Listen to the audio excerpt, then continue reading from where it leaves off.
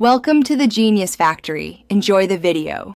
In this video, I will explain how to start your Mini Cooper engine. First, insert the key fob into its designated slot on the dashboard. Next, confirm that your vehicle's transmission is securely in either park or neutral. Then, firmly press down on the brake pedal if you have an automatic or the clutch pedal for a manual.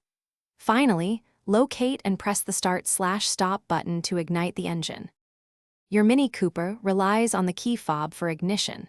Some models require you to insert the fob into a specific dashboard slot, while others use a convenient proximity sensor for keyless starting.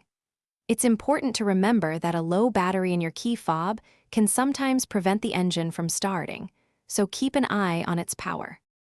For safety, your Mini Cooper has specific requirements before starting.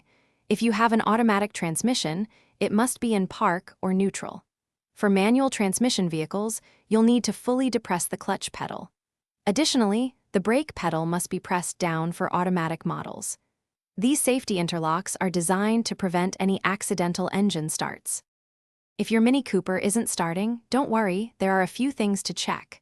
First, listen for a slow crank. This often indicates a low battery.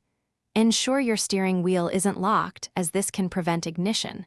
Also, confirm you have enough fuel. For more specific guidance, always consult your Mini Cooper's owner's manual. Thanks for watching. If you found this helpful, don't forget to like and subscribe.